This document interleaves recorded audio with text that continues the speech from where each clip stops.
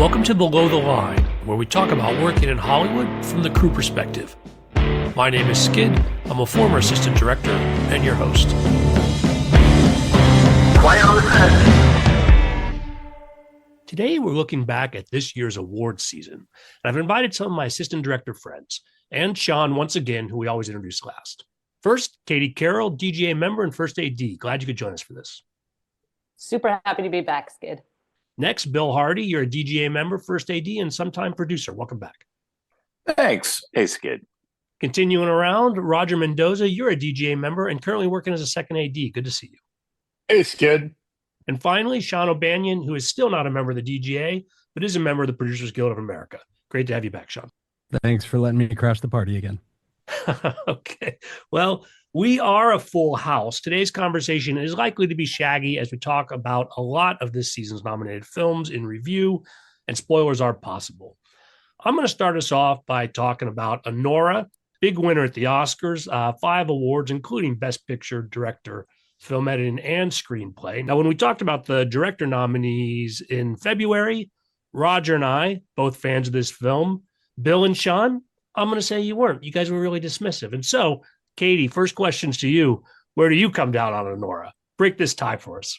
Sadly, I'm down the middle. Like, when it was good, it was really good, but it was too long, too meandering. I did listen to the previous episode, and I kept yelling at my phone when someone was right or someone's wrong, or I disagreed or I agreed, and I wanted to yell.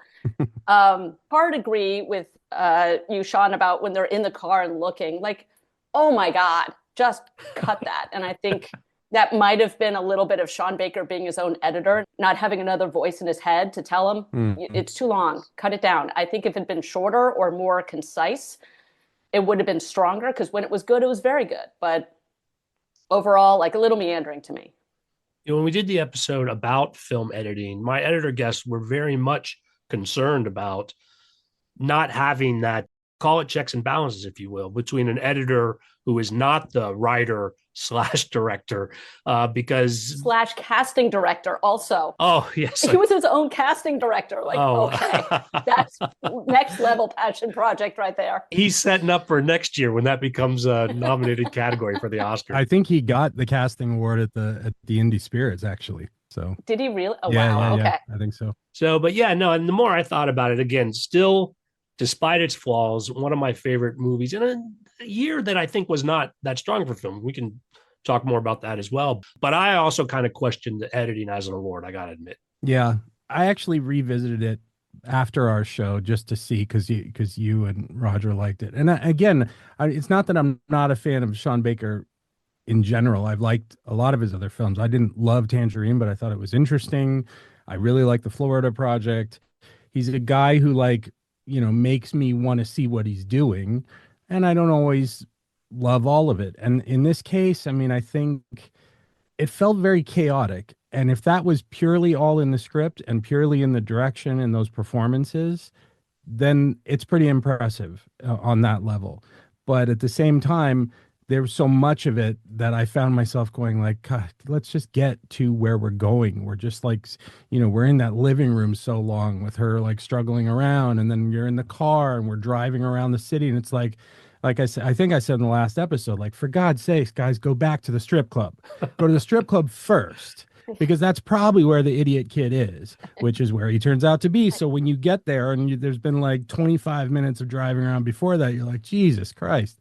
And to be fair, Shaun, you did come down more in the middle last time. I really, if we're going to redo the vote count, Roger and I were pro. Now you and Katie are kind of in the middle, and then there's just Bill, who I'm sure has updated us on his I felt this coming, Skid. No, I did the exact same thing as Shaun after our conversation. Thought, well, I'll go back to it and I'll look at it and again and see how I feel. And then it popped up on Disney Plus, and I was like, I liked the movie. I just didn't feel the need to defend it as one of the top 5. But that is the union guy in me too. At the same time, I got to say, watching Shaun's name pop up in the credits over and over again is like, why did he win Best Picture in our guild? I don't think he's a member, but that's, you know, yes, it's a great piece of art. Isn't that the way to do it? No, I think he is a member of the DGA. He is a member, yeah, because they were union for DGA and SAG, but not for IATSE. Well, and that's a good segue because a lot of talk after the win about what went on and then whether John Baker's being accused of some union busting, as far as at least his approach to how things ought to go. When the crew did want to unionize, he was not a fan. So they say. I've heard both ways of that. There's been a lot of people who've come to his defense, and maybe, you could argue that those people just want to work on his next movie, maybe, if they're department heads or whatever. But, the show flipped, and according to IATSE, there wasn't anything unusual about it. They came down. It was like everyone sort of stepped out for 2 hours, and they were back up again, and it wasn't a thing. So I don't know. And nobody got penalized. Yeah. Just emotionally. Did he get nominated for the DGA award and then they made him a member? Or was he a DGA member before they nominated him? Because I know Barry Jenkins wasn't in DGA and became a DGA member because of the SAG award. Well, that's the kind of thing I'll look up on a sidebar so we don't sound like idiots. But but I'm sure the crew was DGA the whole time. The ADs did not. They were union from the top, as far as I know. Right. And you're not going to get DGA ADs on a DGA contract unless the director is on a DGA contract. Now, he might have deferred his pay as producer and as all of the other things so that he can make the movie. But my understanding was DGA and SAG from the beginning so that they could get SAG actors and he could get his DGA, and the IATSE non-union then flipped. People listening to this conversation that are not in a union, are not working on this. Like I got, like our whole tone shifted between the two topics. Like, this is the internal struggle that we as people that are working behind the camera have to deal with all the time. I'm torn because I've done AD work on a couple of movies where it was DGA and SAG, but there was non-union crew. Granted, it wasn't New York or LA where you have a lot of union crew. They were non-union and they liked working non-union, and they were $500,000 or $1 million movies 20 years ago, so equivalent of $3 or $4 million now. But so you can see it and go, oh my God, this is a beautiful piece of art. Shit, I'm glad I didn't have to work on this fucking thing. So I'm super curious if there would have been as much of a debate had there been more union work in general. Like when they shot this, there was not as much work, at least my understanding, so there's not as much work out there. So there were union people working non-union because they were desperate for work. Then it flipped. So then it becomes this union versus non-union battle. Whereas, as far as I know, he followed all of the rules. Then when it flipped, it flipped. If no one's penalized by the unions, then they followed the rules. My understanding also, and granted, I don't know all of the story, is that if the movie was $6 million and then they spent $18 million on the Oscar campaign, like, does that make the budget 24? It's like, no, it doesn't.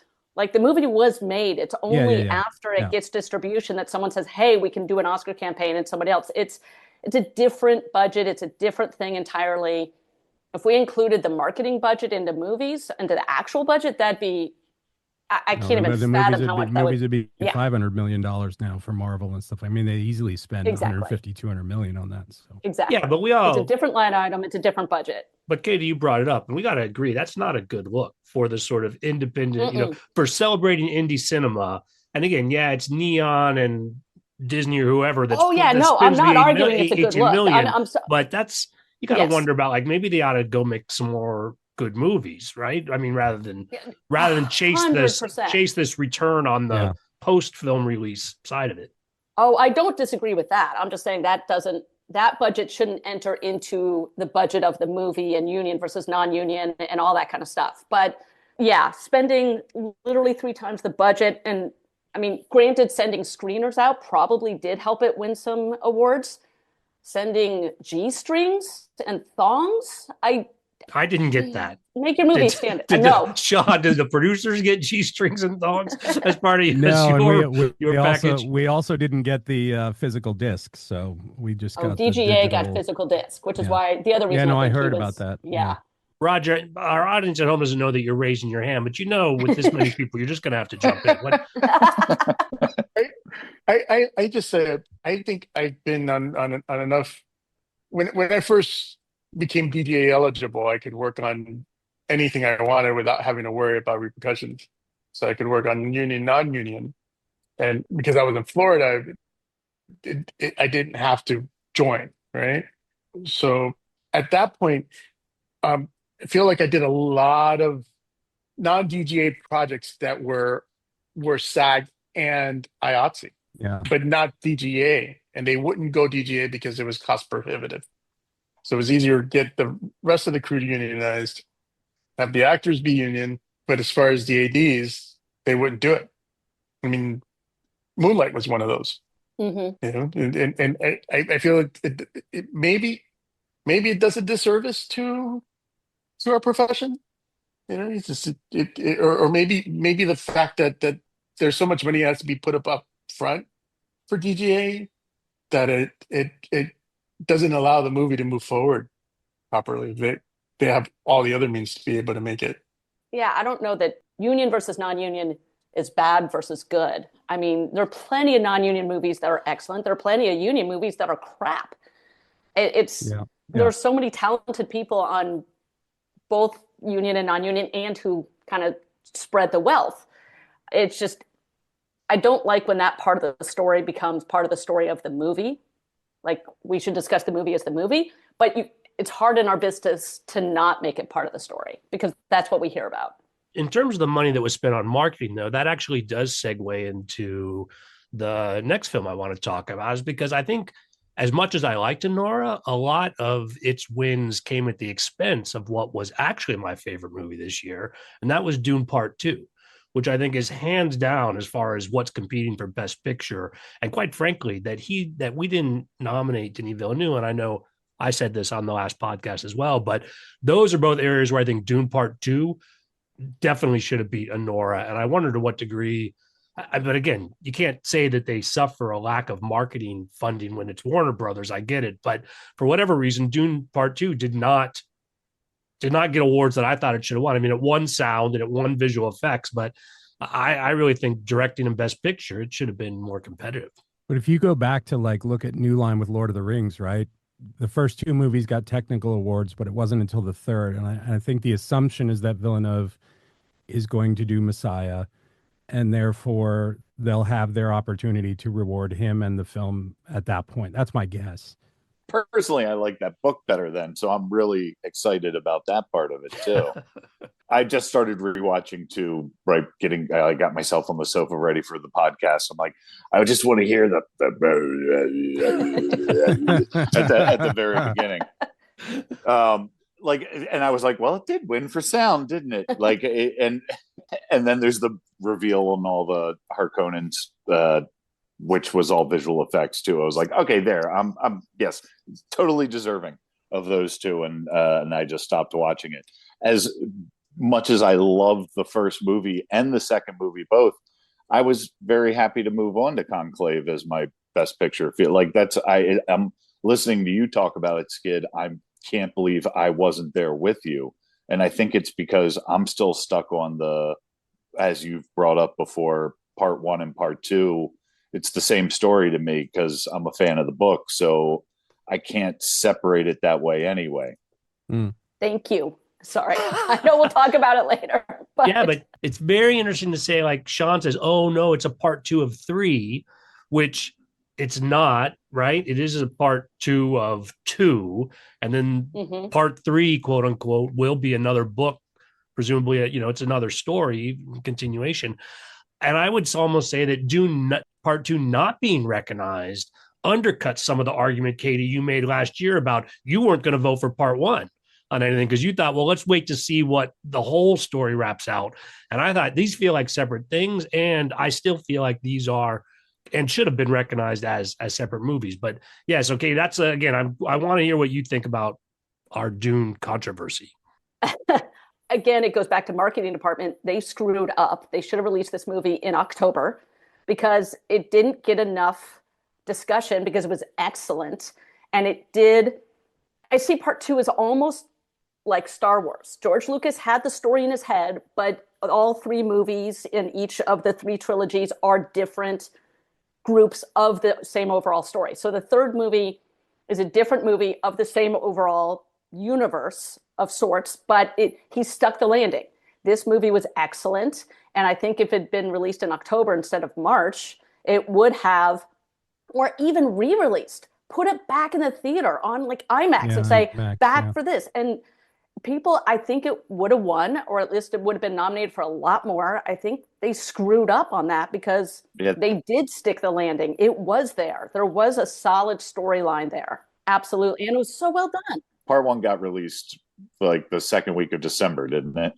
Yeah, it was right after the strikes finished because they were going to release it, I want to say August, but Timothy Chalamet, all of the actors, they couldn't do publicity because of the strikes. So then they released it right when the strikes were over so that everyone could just hit it hard. And everyone was excited that a new movie was suddenly out. It was exciting. And then they released this in March, like in March of like the following year. So 4 months later, it's like, that's great. And that kind of lends to my argument of it's two sides of the same movie. But even if it were September, November, that in my mind was a huge mistake. Yeah, I have to agree. Mm-hmm. Oh, before I forget, I did look it up. Sean Baker has been a member of the DGA since 2010. So he's got a couple of years under his belt. He's been paying his union dues. Although again, I didn't check the bank records on that. I'm not for sure whether he's got an He exception. might just be paying the $50 minimum. Yeah, right. Who knows? But He's on honorary withdrawal, but whatever. By core to those core. let's talk about Dune and let's compare it to what they've done very aggressively with Wicked, which is a little bit of a bait and switch to be sitting in the theater to find out that we're talking about part one. I saw a pre-screening of that one. The movie itself, though, Roger, if I remember correctly, you thought it might have been a good nominee for Best Director and Best Picture, right? When we talked about it before, it won costume design, it won production design, but not a lot of other recognition. Thoughts about both Wicked, what we got, and then how it fits into this idea of parts one and parts two. Well, it's fascinating. I heard a story that Kevin Smith told on his podcast. So this secondhand story, but apparently like 20 years ago when Wicked first came out on stage, he was talking to Mark Platt, who's the producer. And Kevin's like, oh, Wicked's huge. You should capitalize it. You should make a movie. And Mark Platt said, no, no, no. We're going to wait at least 15, maybe 20 years. It's going to tour. It's going to be huge for a long time. And then right when it starts to wane, we'll do a movie. And the movie will be two parts. We'll do the first half and where the intermission should be. That'll be the first half. And then we'll do a second movie that'll come out, a year later. And that will drive people back to the theater to see the second half. And Kevin Smith just told the story like a couple months ago. Like, hats off to Mark Platt, because that man's a genius. Like, he saw it coming 20 years ago. Really well done. Stage tickets are through the roof right now. They're jacking up the prices because they can. Genius move. Regardless of what you think of the movie, genius move marketing-wise. I'm super impressed with that. But yes, 100%. Part one of a movie, and it should not get, like, okay, you can be nominated. It should not win. Standing off my soapbox now. I'm pretty sure he was the only solo producer this year of all the nominated films. Pretty impressive. It is. That being said, I also, when I thought I was going to be able to make the previous podcast, I was thinking long before the Oscars, long before all the awards, like, oh, things like costume design, production design, they do deserve to win because they are setting a precedent. The second movie isn't going to randomly completely change the look of characters or of sets or anything like that. So to some extent, almost like the pilot of a TV show, you're setting the tone, you're setting everything up. So the technical creatives, I'm totally on board for them not just being nominated and winning. It's things like directing, writing, and acting. Like, can you land a plane? Yeah, they're doing all the first one is all the world building. And then, exactly. And then we've established that, and now we just go with the characters wherever they go. John Chu, I guess I saw Crazy Rich Asians, but I haven't seen a lot of his other films, so I don't really know him that much as a filmmaker. I will say that my 5-year-old adores the movie and keeps wanting to watch it. And I'm sort of like, I don't love modern musicals, but I've grown to like the movie even more as I've seen more of it. I still think for me, there's probably only 3 songs in it that I think are great songs. And that I would ever listen to separate of the movie or the musical. But yeah, it's I certainly think it deserved costume and production design for sure. Shaun, I want to say quickly that if your 5-year-old is watching the same thing over and over again, that's your fault. You are the adult. And I don't watch a lot of movies again because there's always something new to watch. And if you can't teach your child that, you're doing us all a disservice, Shaun. I just want to, put that on. He record. watches a lot of stuff, believe me. But if he says he wants to watch that and it'll give me 2.5 hours of freedom, I'm happy. Hey, and in the long run, it'll be 5 hours. Yes. Right. Oh, and by the way, on that note, apparently the second film is not called Part 2. It's called Wicked for Good. I heard that. No, that's marketing again. That's listen, and I like the film. I like the first film. I just like all that creative talent to have been turned to the task of making one movie. And I think we would all be better off for it, except maybe for Shaun, who's hoping for a 5-hour. But couldn't break. that be said of Dune? Really? You. No, but also well, Yeah, okay. So the difference with Dune. My problem with Dune is that it should have been one movie. No, the difference with Dune is they tried that once already and it didn't work. As the story cannot be told in 2.5, 3 hours. Yeah.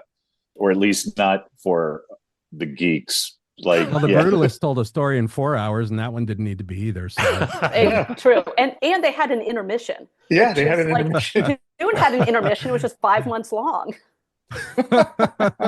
Let's talk about the Brutalist. None of us really like it. It did pull off wins for cinematography and original score. Grudgingly, I accept those. Definitely the technical expertise in those areas, but I don't know. Are we satisfied or not satisfied with the attention that it got? I'm in the what it won for. It deserved to win for music and cinematography. It was beautiful to look at, absolutely. But I got bored watching it. I would have given Dune photography, and I don't even think it got nominated. I mean, it didn't, and it should have. The sort of whatever, I forget what they did, but the sequence, the fight sequences in the black and white, whatever that was, I knew it at the time. I've forgotten it now, but I was like, that's brilliant. That just looks incredible. They did some infrared stuff on that and all just to capture it in the way that they did. And it's not all visual effects. Like they did camera work to make it what we saw, which was pretty cool. Yeah. And also the fight with the arms coming down and you're shadow, you're in sun, you're in shadow and you're in sun, and then shooting at the hell.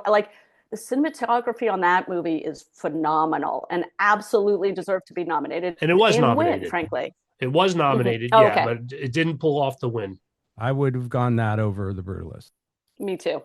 Agreed. I will say that I keep trying to figure out how I can build that library in my spare bedroom, though. And I don't think I have the ceilings for it, or the walls, or the floors, or the windows. But but listen, as cheaply as they claim to have made that movie, you can probably buy it at IKEA now, right? Certainly there was something going on there.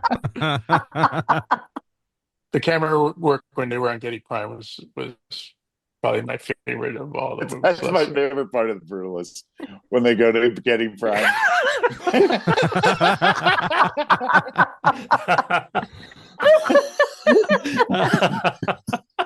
I can really see a mashup of these two stories. Yeah, that would it was just so shocking. They are largely making the same point on some of those things. I can totally see Rabin. The Harkonnens and American capitalism. I see the parallels, right? Like that's a pretty close mirror. Rabin would definitely be in control of the ivory, the quarry where they get the ivory out. Yeah, there you go. Yes. Ivory, Quarry full of whatever it is. elephants. Yeah, whatever, all that. The marble quarry. The marble. Oh my god. Well, that would be like the essential. Never mind. And up in Budapest, all of that. Oh, this giant elephant burial grounds.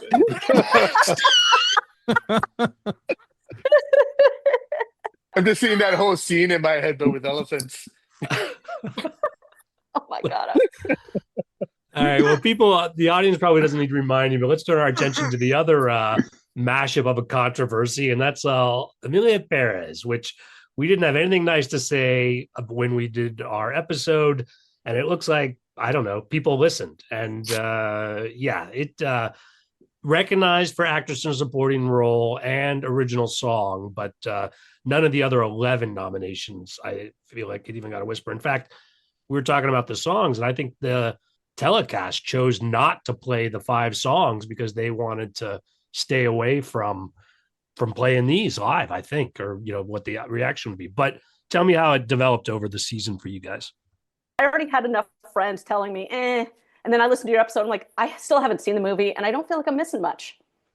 That's all I got. Don't even watch it. No. What? Yeah. Okay, here's what I'll because it's the only part of the movie that I really enjoyed. I had no idea what she was saying, and it was, of course, because I don't speak Spanish fluently, but I really liked the scene that Zoe did. There's a lot of colors and movement and things were moving, bright lights. You know how it is, how it goes. Like, it was entertaining. I liked that music video sequence. It felt like that one scene explains both its wins then, since that was the original song that won, and her for her supporting role, I suppose. And that was the small clip on the Oscars that I saw that for a split second I thought, oh, that looks like an interesting movie. And then I listened to your podcast and I was like, nah, I'm out. So I'll just go watch that one clip on YouTube. I can call exactly, it done. exactly. And then I don't need to see the rest of the movie. Yeah, but if I were going to say something nice about it, I'd also say the cinematography, the fluidity of the movement of the through those sequences was quite good. Interesting. Okay, so it was pretty. Okay. It was a pretty movie. I do agree with that. And Katie, not to forget, even that song is what I find to be an offensive book of lyric about the corruption in Mexico. It's with really heavy-handed Frenchness all over it. Quite frankly, that was just not. It's still even at the Oscars when they were talking to the songwriters, I was like, at the end when she won and she was saying Amelia, I'm like, no, lady, walk away. Walk away. You got your Oscar. Walk away. Don't remind people Katie, of this. All you have to know is that there's a point in one song where they're walking through a plastic surgery place, and there's a doctor who literally says, "From penis to vagina." No. Oh yeah. Oh yeah. Oh yeah. That's not real. The penis to vagina song is the best. Completely real. Yeah. I kept trying to picture it. Hell is this? Trying to picture it on a stage. This is the only time I wish this podcast had a visual so everyone could see how, I'm flabbergasted that that's a real thing. No wonder the Oscars didn't play the actual songs. They're like, we can't. Imagine you're the actor who has to deliver that lyric. Like, oh, that can't be. Oh God, that's real. Okay. Yeah. I'm sure there's a clip of just that moment on YouTube. Because I was like, oh, just go on God. YouTube and type in penis to vagina. That's all I'm going to look at now. That's all I'm going to look at. I do think, though, it's a very interesting case where, as a film, it had real headway. Like Golden Globes, and again, I'm on record, I think Golden Globes are shit, but it does inform people going forward, and it obviously got all those nominations, not by, it didn't steal those nominations. It received them from the Academy. Here's the question, I think, is like, even if you look at Anora spending 18 million or whatever, and that guy said once they went out to Cannes and they won the Palme d'Or, they were like, okay, we're backing this horse. And I guess in some sense, he who must not be named from Miramax back in the day, that's what he did. He just threw his money behind something, and they promoted the hell out of it, and they put everybody at every luncheon, every event, and they got all those actors to shake everybody's hands. And I think in the case of Anora, look, it worked, right? Tiny little $6 million movie takes Best Picture. I think Netflix was backing Amelia Perez until all those tweets were unearthed. Yep. And as soon as that happened, the money went away, and everybody was like, nope, not talking about it anymore. Yep. And then those who did talk about it enough to get it nominated were like, oh, I'm going to back. I don't want to talk about it anymore. Let's just not vote for it. Like, there's the time period between voting for the shortlisted nominees and voting for the winners. And a lot happened within that time period. And the people who still were into it were like, well, look, we can give one to Zoe. She's been doing these Marvel movies for 2 decades and everybody knows her. And I've worked with her. She's an awesome person. Let's just give it to her as a representation of giving something to the movie. And then they gave Best Song, and okay, right, done and done. Do you think that that she spends way more time on screen than the supposed main character. Shouldn't she have been like best actress instead of best supporting actress? Same thing with. Well, that's always a marketing They thing too, stacked though. it. Like, where are we putting them?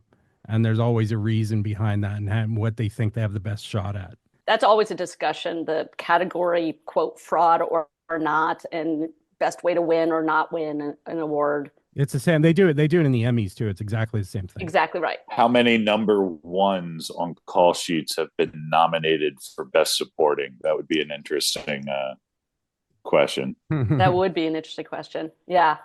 I mean, I know we'll talk about it later, but I like A Real Pain, which Same thing. I loved. I thought was fantastic. But then Jesse Eisenberg is nominated for Best Supporting Actor just so that they can both be nominated and not cancel each other out. They're in the exact same amount of the movie. Arguably, Jesse Eisenberg's actually in, I think, 3 or 4 scenes where he's talking about Kieran Culkin before when Kieran Culkin's away. Katie, have you seen this movie? Otherwise- Because I think you're crossed up which is which, because Jesse Eisenberg got nominated for Best Actor Okay. and Kieran Culkin won for Best Supporting Actor. Yes, then I am. Yes, I have seen it, but and so I knew it was they were there. I lost track of who got nominated for which one, and I think it's because they think Kieran Culkin had a better chance of winning as supporting because he wasn't going to win against Adrian Brody. Yeah, but I also think, although I think he should have, but I think it's justifiable as a supporting role because we never do any of his internal. It's all we do. Jesse Eisenberg's internal, right? He gets the scenes where he gets to talk about childhood and things like that. Kieran Culkin is a bit of a, I don't know. I don't think it's his movie, although interestingly, it starts with him and ends with him. But yeah, I actually think he can make the case. I know a lot of people think, oh, screen time, but I think he can make the case that it is a supporting role. It stays a bit more of an enigma and the other characters react to him. So I think he actually was well earned in that category. But that's just my personal take. Oh, I absolutely think you deserve to win. Absolutely. I hear what you're saying, and that's a really fair point. I was thinking of just screen time, but yeah, you were right. We don't really truly get his perspective on anything unless he's telling a story directly to Jesse Eisenberg. What I mean is I don't think it's category fraud in that case. I think he was legitimately nominated for Best Supporting, and I think it would have been a stretch and a poor marketing decision to put both of them up for Best Actor. Oh, definitely poor marketing decision. They absolutely made the right call marketing-wise. Absolutely. And you know what? You've swayed me. I buy that. I hear what you're saying. I was going screen time only, but if you go into the character basis, yeah, I buy that. Well, give these guys a chance. They might argue against. They're looking to pick a fight with me. Go ahead, Bill. Bill, what's your take, Bill? Lean forward. Yeah, what are we Bill. talking about? Yeah, Bill. I'm sorry, I blacked out for a minute. I'll stand that Kieran Culkin was rightfully nominated and the winner for Best Supporting Actor. Yeah, agreed. Yeah, that. but not soy. I don't agree with that. I think she should have been in Best Actress category. It was her film. Yeah, and on I that, still haven't seen it, so I can't comment. But Zoe, yes, yeah. If she's number one, yeah.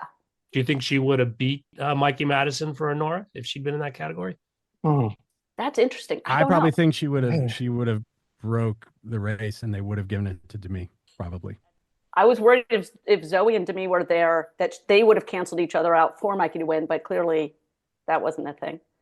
That's interesting. I don't know. Not something we usually discuss on the acting side, but many people, myself included, were surprised that Demi Moore didn't take that award home. I really thought she'd win it too. The Academy likes to anoint a new star, so that was always a possibility. She's technically not new. No. I mean, I was like, when I looked her up, I was like, oh, that's the crazy girl that DiCaprio blowtorches in Once Upon a Time in Hollywood. Like, it took me, I was like, I know her from somewhere. And then I put that together. I know her because I watched like all 4 seasons of Better Things, which is a phenomenal TV show. Yes. And she was great on that show. Yeah. So part of me was like, I literally in my head hear the California accent. So that's one thing where I thought she did phenomenal, is like, I totally bought her as this New York blue collar person. I didn't see any of the Better Things character. I'm like, okay, quality actor. Yeah, totally agree with you on that one. Because that's what I expect. I had trouble imagining the movie because that's how I saw her. So, yeah. Let's talk about Nickel Boys a little bit, because it didn't win any Oscars, nominated for Best Picture, But Ramel Ross did win from the DGA for first time directing. And so curious what you thought about Nickel Boys, because again, we didn't dive very deep into it, and whether it was a directing achievement, or I don't know, whether you thought it should have gotten more attention at the Oscars. I'm surprised it didn't get more attention. I thought it deserved more. And I was pretty positive it was going to pull off the first time director once I saw it was in that category. It's definitely an experience. Like, I think the style of directing is going to scare off most people on that movie for sure. But I really enjoyed it. It's, you know, it's hard to make eye contact with the actor through the entire movie, with the actor delivering lines, I guess you should say. But once you get over it, it's, you know, I thought it was thrilling to be actually, it's the best way to be standing in the shoes of the character, literally. I'll be honest, I haven't seen it yet. It was so high on my list, but it's not really in theaters near me at the moment. So I didn't get a chance to see it, but the moment it's on whatever streaming channel it'll end up on, can't wait to see it. I agree with Bill. There's so, like, you can't really think of movies that do that where the actor is looking at you, making you a part of the thing that's happening. I mean, obviously, the first one that comes to mind is Silence of the Lambs. So much is right down the barrel. And then in the summation scene in JFK, he goes through the whole thing, and at the very end, he looks right in the lens and says, "It's up to you."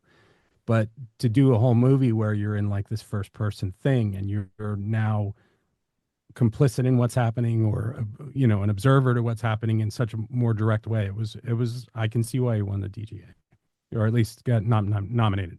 No, it won first time theatrical. And Okay. worth noting, I looked up the list, the only one of those 5 films that had a DGA crew, because his whole directorial team is listed on that. Well, I guess maybe that's why he won, because we gave it to all of them. And in fact, there was talk, like on the Facebook pages and such, about, you know, which films were filmed with DGA crews and which ones weren't, whether people were, you know, voting that direction or not. But I think in watching the film, I think the gimmick of it was interesting and then distracting, and then ties into the story in a way that I think is super effective, and then distract. So again, I think it was kind of seesaw for me on whether or not that was a truly remarkable achievement. I mean, again, best directing or even the best picture categories, I don't know that it would have competed with some of the other stuff on the list, but I also thought it was really good and can't wait to see what he's going to do next.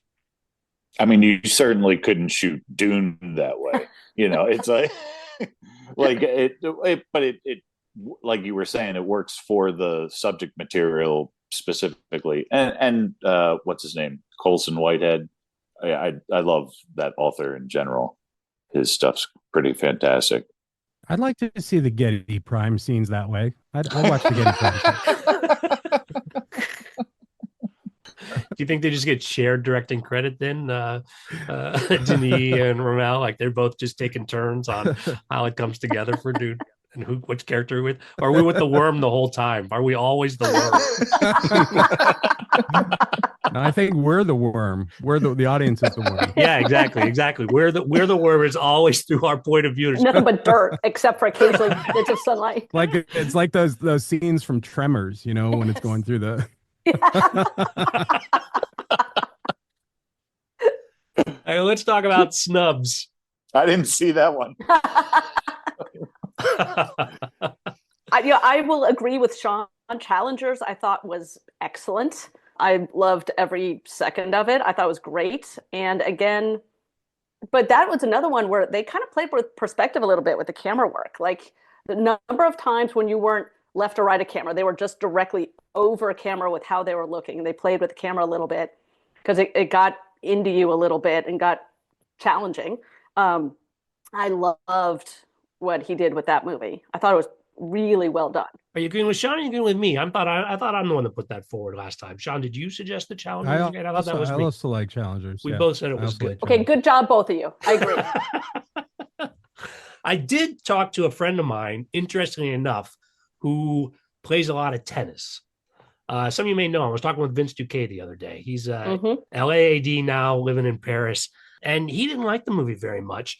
separate from sort of the story stuff, which we won't get into, but he thought that the tennis physics were not correct and the sound effects were not correct. It'd be like watching a baseball movie where every time they hit the ball, it's that home run crack that you see during the highlight reel. And he says like that just it took him out of it. I thought that was a very interesting perspective on him because again, I've been carrying water for I'm a challengers. huge tennis fan. I've been to the US Open a bunch of times. So as they were walking around, that actually brought me more into it. Like, oh, they shot on the ground to the US Open. Like when they're walking through having won and it's the concession stands with all the white chairs. I'm like, I can't count how many meals I've eaten there between matches. The only thing that took me was a little bit when they were watching, even if it was when it was they were the juniors and they were watching Zendaya play Mueller and it was number 1 versus number 4. I'm like, that would be on a bigger stadium. That would not be on that outside court that was way out there. That was the only thing that took me out of it because I'm like, I've been to that court. I've watched matches on that court. And if it was that, like number 1 versus number 4, even if it was the girls, not the women, those stands would be so packed and even players would have to wait in line to get into they would put it on. Other than that, I thought it was pretty realistic. And yeah, physics aside, but like baseball, unless you can't shoot reality. Reality can be very, very boring. You have to make it more interesting. I loved when they were on a tennis court, focused on one player, turn the camera around, see the other player, come all the way around, see Zendaya in the stands, come all the way around again. Like it was really interesting the way they played it because then it was more often than not when you shoot tennis matches, you cut one side, you cut the other side, you cut to this, you cut to that. It's all very choppy because of how far apart the players actually are from each other. And I thought he did a really good job of tying it in of all the players when, although they're far apart in reality, they can see each other and they're relating to each other so cohesively. Like the tennis players almost only look at each other. Yeah, they can see the stands, but they are always looking at each other because they're relating to each other. And, oh, is that person's weakness? They're constantly focused on each other. Well, we'll put a pin in that. If we're bored later this fall, Katie, we'll get you and Vince on. You guys can do point counterpoint on challengers. I'm still liking the film, but I would be very interested to hear both of your tennis expertise going head to head. We'll see if we can't pull that off. What did people think about the fact that A Complete Unknown, 8 nominations, nothing won? Do you think they went home thinking it's good to be nominated, or they're just? I mean, Bill brought it up earlier, but Conclave, I think, was 12 nominations, 11 or 12, and only one adapted screenplay, right? I have to say, I've now watched A Complete Unknown 3 times, and the more I watch it, the more I like it. I was already a Mangold fan before that. I was already a Chalamet fan before that, from Call Me by Your Name or from Dune or whatever. I think it's just a phenomenal movie. I think it does what it does so well, but I think it came out in a year where, you have Brady Corbet shooting in VistaVision, and you have Sean Baker breaking the rules of, screenwriting and directing in terms of, the way things are moving and the way things are unfolding. And it feels like such a sort of old school studio picture for me in the best way. But I think it just had the bad fortune of hitting in a year where it's like all these other movies are pushing things a little bit. We're kind of pushing.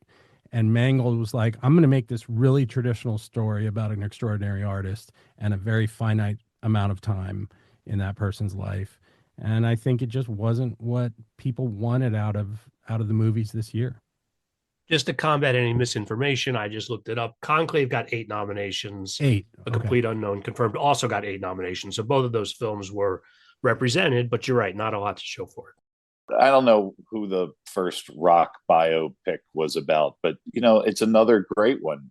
And I like it. And I was going back to The Doors in my head because once you start hearing that they sound just like them, they sang their own stuff, whatever, it really is so important because it'll take you out of it if what this person's voice sounds like and it doesn't sound right all of a sudden, or if at least you won't buy it. I mean, I totally bought Natalie Wood was singing the whole time in West Side Story, you know. But to your point, they made a biopic about Whitney Houston, and granted, there's not a lot of women who can sing like Whitney Houston, so you're at an uphill battle there. But I was watching that movie and thinking, like, I'm just watching somebody lip syncing the whole time. Like, none of these performance scenes have any performance in them, and quite the opposite with A Complete Unknown, where I'm like, I'm listening and I'm waiting for them to announce that they used AI on that too, to meld their voices, because I'm like, God damn it, he's good. He's really got it. Like, I don't know how he's doing it, but he's doing it. I love when I watch a movie and I forget that I'm watching a movie. Mm. I'm not thinking about how they set up the extras or what it took to get all that put together. I'm not thinking about anything that we do when we're at work. I'm just watching the story, and I think that and Anora were the two movies. Complete Anora, Unknown and Anora were the two films that I watched that made me not think about anything we do at work. I was just engrossed in the story and in the pictures. You know, I was just the art, just the composition, I feel like A Complete Unknown was my favorite for Best Picture, but Yeah. And then at the same time, I really loved Conclave, and I keep going back to, I don't know, this is an audio presentation, so show of hands. How many of us were raised Catholic? Anybody else? Two of us. So, like, it's a huge part of Conclave. Like, obviously it's about the Pope. I mean, but I found myself completely brought into it that way. Is he a figure in Catholic mythology of some sort, Bill? Is that this Pope? Does that have something to do with that? And let me so be much specific: dogma. a recovering Catholic, a recovering Catholic. But I'm able to watch the movie and still like, and of course the Pope was sick too. Like, there's that you got everybody. I was like, hey, Mom, you want to see this because you're worried about the Pope dying. But I was completely sucked into that movie on so many different levels, arguing for women's rights when there's, like I said before, there's two female speaking parts in the whole movie. And I'm thinking about it from the woman's perspective too, or trying to, because it's so important in that particular story. I know it seems so ridiculous with all these guys and the dresses going around, but I don't know whether is Conclave a Catholic movie? That's my question to the panel. Yes. Like, do you have to be, or to be more specific, do you have to be Catholic to appreciate it? Or No. No, I'm going to say, arguably, I loved it. I really did love it.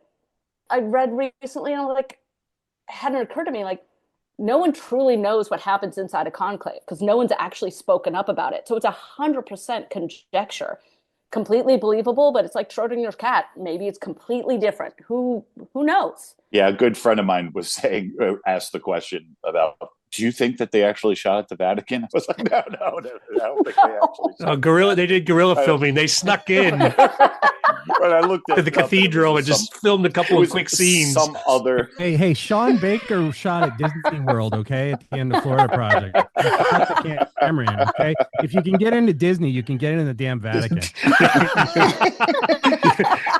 The Swiss Guard wouldn't have anything to say about it.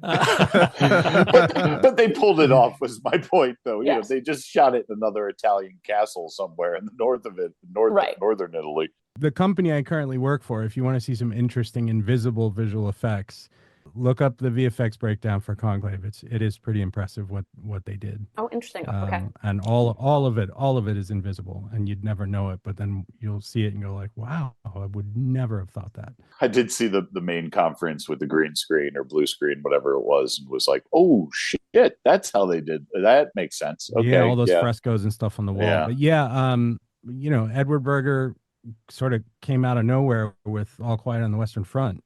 So you were kind of like, well, this guy's kind of a force to be reckoned with. And so when it was announced that he was going to direct this adaptation, it was like, well, that's cool. That'll be interesting. So to answer your question, yeah, again, I don't know much about Catholicism, but I found it incredibly compelling watching that happen. And also seeing the way, to Katie's point, is the way, and whether this would be a factor or not, that things outside filter in one way or another, either through sound or, somebody gets a whisper of something, or some guy comes to the door at 3:00 in the morning. I thought that was really interesting too. Like what do they allow to influence them? What are the politics involved in that? And this sort of, spoilers, Rafe finds sort of protestation that he doesn't want it. He has no interest in it. He wants no one to put his name anywhere, until he has that later conversation with Tucci. But yeah, I found all of that really interesting. I was surprised it didn't sort of stay at the top of that wave in terms of acknowledgement. I mean, it's so well done, but it's also so just classic Hollywood. It's excellent actors. It's very understated. Very understated, but there's nothing new and different about it like there was with Emilia Perez, for better or for worse, Anora, Dune. Like it's so, like it could have, other than the scenes with the smartphones, it could have been shot in like 1989. Yeah, the smartphones are the vape pens. Right. Yes. The vape pen was very, very 90s with a cigarette e-roll. Yes. But supposedly that actor, that Italian actor, really was like standing over somewhere vaping, and Edward Berger was like, do it in the shot. Perfect. I don't remember if it was on our episode or another where we're talking about it, but Bill, to your question earlier, I actually think the film is anti-Catholic. Like, I think the film, I mean, that's, you don't have to be Catholic to understand. I think the film is making a point. I mean, it's not a screed, but I think the film is very deliberately, everyone who falls is like representative of one of the sins of the Catholic Church, right? I mean, that's the, right. And then like that I've made that argument. That did we talk about that here, or was that on with another group of friends? I couldn't remember if I said it. Because I've made this argument multiple times. I did say it. It was the turtles at the end. There's the church is moving at a turtle's pace, represent in the symbolism there, and the CG turtles. Sorry. Really? Yeah. The turtles weren't there. But isn't it being anti-Catholic the most Catholic thing ever? Right, exactly. Like, and that's why I say, I'm a recovering Catholic. I'm not Catholic now. I was raised Catholic though, so whatever. Katie, what was your one you were going to say? You said there was. I was going to say the other snub that I thought was September 5. Oh, yes. September. Yeah, that was one of my 5 done. nominations. I haven't seen that, so no spoilers I on haven't that seen one it for me yet. It's so good. it really And is. it's only an hour and a half, but it's so tense. And it's so hard to make a movie about a real life tense moment and still have it. Like, I know how it turns out. I know what happens. And I was still gripping the arms of my chair, like glued to the screen, because you only see it from the perspective of the newsroom. It's a very small set. Yeah. But because you only see it from there, and so when they're blacked out of information, you're blacked out of information. And I think that's so well done. And I truly think it was snubbed because it's so good. It was really, really good, and should have been bigger at the box office, and more award nominations. Yeah, Skarsgård was great. Yeah, he was. And I really like that actor, John Magaro. Yes. Who's the main guy in that He's room. the lead, frankly. Yeah. And he had been in Past Lives the year before, Celine Song's movie. And I mean, I've seen him in things for years, I feel like, but he's always very good. And then Ben Chaplin too, who I had to look up because I'm like, well, I know this guy. Who's this guy? And I look him up, and I'm like, oh my God, that's Ben Chaplin. Well, he looks very different, But yeah, you're right. It was an excellent movie. And then just even a little bit of the built-in misogyny of the time, but they do it in just a throwaway way of the German woman who is the only one who understands what's happening, so don't send her for coffee. So like just little mini turns that aren't the focus of the movie, but let's think about it in 1972. Yeah. Yeah, worst scenes, kid. Definitely. And it's only an hour and a half. I was going to say that I can sell that one at home for sure. Well, and the other one, it wasn't snubbed per se because it technically won, but the other one I loved was Flow, the animated movie. That was beautiful. What do you mean technically won? It won Best Animated. Do you want to give it Best Foreign as well? Over I'm Still Here, which, by the way, I did just see last week and is an amazing film. It's on my list. I haven't seen it. Luckily, not timely at all. Not at all timely about a police state in Brazil and the horrible atrocities. Right. I mean, again, that's it's a whole other conversation about because it's now that's retitled instead of foreign language, it's international movie because arguably there is no language in flow, so it could arguably it could completely fit into a not inter. It blows my mind. There's like too many options. It was just a brilliant movie. So you're just carrying water. So you wanted to win international. You wanted to win best. No, I just wanted to be visual effects. acknowledged and get She's bigger just than. saying that because her cat's in the room, guys. You've seen him on the camera like 6 times. Do you guys feel that there will ever be a chance for an animated movie to win Best Picture? Once they created Best Animated Movie, no. Beauty and the Beast and Toy Story were the closest. Yeah. And then they created the Best Animated Movie category. So once that happens, I don't think it'll ever truly cross over. I mean, Parasite. Yeah. There'll never be a comedy as Best Picture. It's the same. It'll happen eventually, but, The closest it'll be is a movie that is like technically could qualify for animation, but is still live action. I mean, this would never win Best Picture, but like Marcel the Seashell, where there's a lot of live action, but there's a lot of animation, and it like arguably could fit into one category, but it's brilliant enough, and they nominate for Best Picture. That's the only way I see an animated movie winning Best Picture. If you'd asked 2 years ago if a body horror movie could ever get a Best Picture nomination, I'd have been like, you're nuts. They're not going to put that in there. It was, the closest thing to horror in the Best Picture category we've ever gotten is the aforementioned Silence of the Lambs, right? So who knows? Anything's possible. Which arguably, like everyone keeps calling it horror. I had never truly considered it a horror movie. There are horrific things. No, it's not straight up horror. Like that's why I said body horror. It's like Cronenberg-esque, Carpenter-esque kind of stuff. Yeah. Yeah, but arguably, and I think to Roger's point, Roger, you can decide if this is what you're thinking or not, but when they expanded the films that can get nominated for Best Picture, it takes some of the air out of actually winning Best Picture for these alternative films. Because if they are good enough to make like a list of 5, I think they have more chance of momentum of actually winning. But now when they're on a list of 8 to 10, I almost think no, then people have permission to put their final win vote on something more traditional, which I think is going to make it harder for any of the alternative genres or categories, as you will, that people don't expect to actually break through in the wider field. But again, when it happens, I think it will be a surprise. But I think it's harder to happen now with all the nominations than it was before. Yeah, the nomination is the award. Well, since everyone but me here is DGA, I would also put forward that when... It's good to remind people, audience, just reminding yourself. When they expanded it to 10 nominees, I don't understand how you can expand 10 more Best Pictures without 5 more Best Pictures without 5 more Best Directors. Totally. How do you have the Best Picture without having the Best Director? Setting aside that it's all kind of bullshit anyway, you can't have a Best Movie without a Best Director whose handprint is on every. Or even with frame. expanded, how you have a Best Director nominee who's not nominated for Best Picture. Yeah. Like that. Yeah. No. Well, he might have had a good performance out of Children, and everything else was shit. And you're like, that was good work. Isn't it the Best Picture Producers Award? It is. Yeah. It is. It is. But in the simplest term, right? You're saying this is the best movie of the year. This is the best movie we saw. If the director was not nominated for that category, then how did you get the best movie? Because the director is the one at that point whose literal handprints are on every single piece of that. I knew there was a reason I like this guy.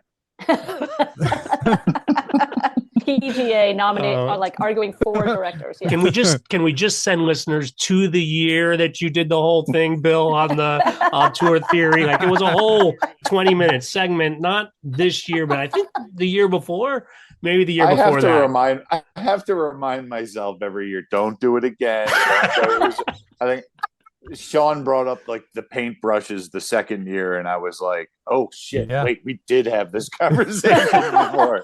Yeah. I mean, I used movies for a director who was of the auteur theory, and I was like, get out of here, man. I do want to go back to a question Bill asked earlier, and I believe the first rock biopic was This Is Spinal Tap. No, I'm just kidding, but that was 1984. And I'm surprised to see, and I mean, hopeful because they're doing a sequel. There's going to be what are they calling it? It's something funny. Fingers crossed. But no, Actually, the earliest rock biopic is widely considered to be the Buddy Holly story, Buddy Holly. Yeah, man. Okay. 1978. And yes, I am going to joint credit myself as host and researcher for this episode because I feel like I've been doing a lot of that this time. Skid, the Sean Baker Below the Line podcast. Yeah, I cast these as well. I can give myself a casting nomination. There you go. Well, what other takeaways from awards season were you guys itching to share with our patient listening audience, those who are still with us? I'm really glad that Emilia Perez didn't win everything. I would agree. I mean, some great movies, but overall, kind of a lackluster year. Like, I wasn't overly excited to see anything, and I've kind of waited to hear what the awards were before I went to go see anything. But I mean, Dune Part 2 was honestly, I think, the best movie of the year and should have won. You're welcome back anytime, Katie. That's Yeah, I don't know. I guess what I would say is I like that this group of people who's supposedly about celebrating film is look at $6 million movies and putting those up as the best of the year. And, you know, I mean, obviously they did it with Moonlight, but movies of all types. And if you're going off what I said earlier, then, you know, the fact that A Complete Unknown is in there and it's an old school kind of movie, and Conclave is in some sense an old school kind of movie. I like that, you know, they're shining a light on people who are kind of pushing the limit of what this art is. And also still recognizing the people who are doing it in a more old-fashioned sense.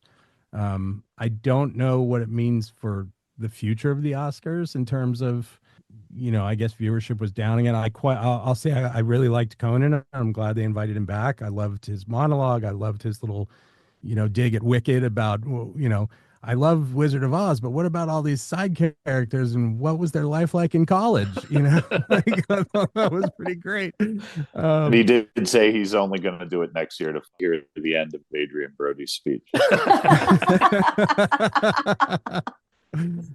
Yeah, but I mean, I guess that's what I took away from the season was like it was kind of a mix. I've been off the mark of Best Pictures now for years. I think I said it in the last episode. So generally, I'm not aligned with what wins these days, and you know, whatever, that's fine. Times are changing. Anybody want to go out on a limb and say what's coming down the pipe? What they think we'll be talking about next year? I can only, as a diehard fan of Alex Garland that voted for Civil War this year, I'm hearing, what is it, Warfare? Warfare, could be really cool next year. All right. Well, we'll mark that down as Bill votes. The rest of us will keep our powder dry. Audience, no spoilers there. You'll be as surprised as us. But all you guys, thanks for coming on. This was a lot of fun. Thanks, kid. Thanks, kid. Thanks. So much better when Katie's here.